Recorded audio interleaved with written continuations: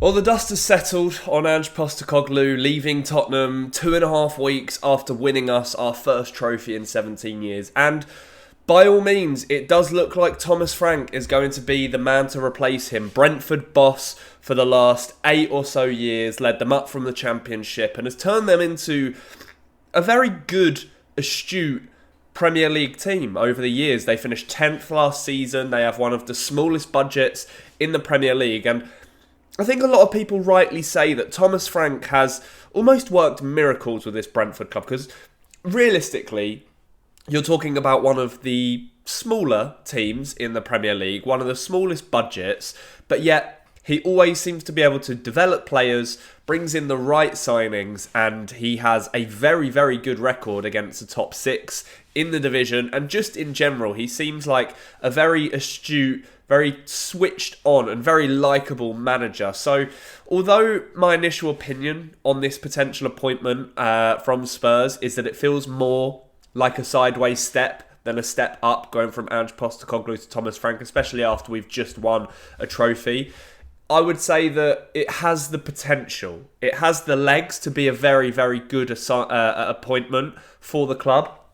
Nonetheless, I don't think any of us can deny that it is a sensible pick. I mean, realistically, Thomas Frank is a safe pair of hands. He's gone well above his weight in Brentford's sort of time in the Premier League, and he does deserve a step up. You know, he's been previously linked to the Manchester United job. We've been, I think, quite well informed and keeping an eye on him for a number of years now as well. So if he is to be the new Tottenham manager, then of course we have to all get on board with that and support the team. We go again, we obviously will always support the team through thick and thin, regardless as to who is leading the club, who's in charge and who is making the decisions. And it just seems like this is the next chapter, and I wanted to make this video to sort of give you guys an idea of what Thomas Frank can bring to the club. Now, as you guys can probably see and hear, I am struggling with my hay fever big time at the moment, so forgive me for sounding the way I do, and if I look like I've been crying my eyes out, I promise you it is just the pollen in the area at the moment. But yeah, I want to talk about Thomas Frank. I want to talk about what he can bring to Tottenham and how he could potentially be a success for us in the long term, because we've always got to look at the long-term picture. We have failed again in our cycle of keeping managers for over 2 years, and Thomas Frank will be the next in line to see if he can get to the mark that only Mauricio Pochettino has been able to do in recent years. So yeah, it's another very frustrating situation, but alas, we have to move on. We have to turn our focus to it. And Thomas Frank, what's he like? We know that he's intelligent, he's articulate, he's a very good person in general, just in terms of football and in terms of everyday life. I think there are a lot of videos circulating online and on social media about Thomas Frank and the type of guy he is, and he's very likeable, right? And he gets on very well with his players. He's a man manager. He builds a fantastic atmosphere in the dressing room, and it might be difficult for him to do that at first with Spurs, purely just because it does seem like a lot of the players have been hurt and let down by Ange Postecoglou being sacked over the last couple of days. So, there's going to be some repairing to do for him there. But the good news about Thomas Frank is he always plays his games sort of opponent by opponent rather than by a set system. Whereas Ange Postecoglou was always all-out attack, Ange ball, well, until the last stages of the Europa League, of course. Thomas Frank adapts to his opponent. He will pick different formations and different styles based on how he thinks will give his side the best chance of being able to beat whoever is in front of him. And that's really good. I don't mind that at all. Of course, we love to see attacking football. We love to see us on the front foot. But I think Ange over the last couple of years has kind of proved that that's not necessarily always the right way forward. So maybe it's time to try something different. So in terms of what we can actually expect from Frank, in terms of the formations that he does love to use and has used at Brentford, there are kind of two that stands out. The 4-3-3, which is very similar to what we play now. It's maybe a slight adaptation from the 4-2-3-1 that we've maybe been used to seeing more under Ange, and also a 3-5-2. So naturally you can tell there's different styles that you're going to adopt when you play in them. And with this 4-3-3, we will still sort of play maybe more in the 4-2-3-1 shape, like the latter days of Ange Postecoglou, where we did kind of start to sit behind the ball and concede possession and just play in that way. This may be how Thomas Frank decides to start with Spurs in terms of how he sets us up. He's never been notorious for dominating the ball, and Brentford haven't either. So it's going to be very interesting to see whether he adapts that, because he's at a bigger club with a better squad and more quality at his disposal, whether he decides to tweak that or whether he decides to go with the same approach in terms of that. Brentford are very used to having less than 50% possession. They hit teams on the fast break. They've always had the players to be able to do that. It's very, how could you describe it? You could describe it as maybe quite a similar Serie A style of approach in terms of you don't really need that much of the ball, but you are lethal on the counter. And Spurs have been that for so many years now, I would say. Under Mourinho, under Conte, under Nuno even, we've been very good on the counter-attack. That's where Son has always thrived.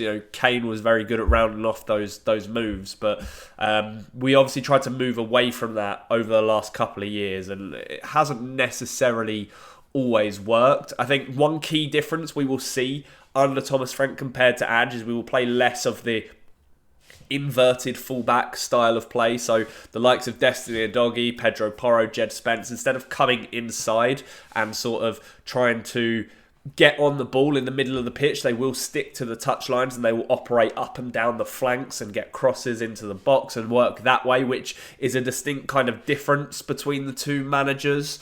Also, the likes of Son, maybe Tell if we keep him, Johnson, Kulusevski, they will play more as tucked in inside forward. So the way Frank likes to play is fullbacks get high up, they're very wide, and that leaves room for the inside forwards to sort of pile into the box, pile around the edge of the area and dominate in that final third sort of area. So that's something I'm actually quite looking forward to seeing. And like I've said, there is also the 3-5-2 formation that Frank likes to play, and this would probably be something that he would replicate from his time at Brentford, is when we're playing up against superior opposition. And I'm thinking ahead to the Super Cup here, really, more than anything. We will set up with maybe 3 centre-halves and the wing-backs. So, it could work, because you could see Mickey van der Ven, Christian Romero, and Kevin Danso, perhaps, or Dragusin whenever he's fit, as those 3 centre-halves. And then you've got your wing-backs either side. It's more likely we'll set up that way in our Champions League games next season. So you just allow the opponent to come onto you into your own half, and will be very compact, like we were with Ange in the Europa League for the last few games of it. Just giving the opponent the ball and just making it very hard to break the team down. The midfield will act as sort of like a second layer of defence, and then up top it's a fast attacking duo. You could have Son, you could have Brennan Johnson, you could have Tell, you could have Solanke, of course. I'm trying to think of it in terms of like Visser and Schade at the moment at Brentford, or perhaps Mbuemo and Tony when they were at the height of their powers as well. It can be really effective, and they can have a profound impact on the opponent if it works well. And I do expect Thomas Frank to utilise that quite often, particularly in his early days at Spurs, while he's trying to get familiar with the squad and how best his players will play sort of underneath him. In terms of actual roles elsewhere across the pitch and what Thomas Frank likes to enjoy, we have some similarities to Ange Ball in that sense, but some are very different. I mean, if we start at the back, Thomas Frank loves to utilise a sweeper keeper. Mark Flecken for Brentford did this very, very well. I'm very interested to see Thomas Frank's view on the goalkeeper situation, because if he does want that sweeper keeper, I'm not entirely sure Vicario is going to be the best bet for that, as opposed to Kinski, who's much better with the ball at his feet and deals better with the pressure. So that's definitely one to keep an eye on. And command in the air is another big thing. Flecken's a big guy, he's very dominant inside the box. Vicario again, so that's going to be a very interesting one to sort of look at and analyse over the first couple of weeks of his tenure, if he does sign, of course. The wing-backs I've already explained. The centre-backs, I think, will be really good for Thomas Frank, because he loves ball-playing centre-backs and he loves physical centre-backs. I think those that we do have at the club, we have a very good mix of that. Of course, Romero, very physical. Danso, very physical, but also very good at playing the ball. Mickey van der Ven is a good ball-playing centre-back as well. And it does sort of change a little bit when he switches to that 3-5-2 formation, because Frank often plays that extra centre-back, so he wants them to be commanding a dominant sort of middle centre-back who will command the other twos. And I'm thinking Romero for this role, but that obviously depends on whether we do keep him or not. If you move on to midfield and you have a look at that sort of heart of the midfield, it's the engine room. He loves runners, and that's why I think one of the players that may improve the most under Thomas Frank is Pat Matasar, because he's a relentless runner. He presses really, really well, very fit, very physical, and that's sort of like an ideal midfielder for Thomas Frank. I do think Bentancur could be really effective there as well. Lucas Bergvall has scope to be really well developed under him as well. So it's sort of like that mix. Obviously, you want to be really good at running and physical, but you also want to be willing to take risks and create chances from that midfield area. And yeah, that'll be an interesting one to keep an eye on, because one of the priority positions in this summer transfer window has been identified as a midfielder, and it'll be interesting to see if that stays the same or whether it changes in the next couple of weeks. Of course, Thomas Frank still has room for a playmaker in his systems, and here you're looking at Kulusevski or Maddison, of course. When you look at the Brentford teams of the past, you've had the likes of Damsgaard, Christian Eriksen, who have done really, really well for him. And I do think either Maddison or Kulusevski would be brilliant at that sort of role. Very similar to how they were under Ange, having that freedom. And I've mentioned the inside forwards as well, who would rather tuck in than stick to the touchlines. And it should also provide them with more goal-scoring opportunities on top of that.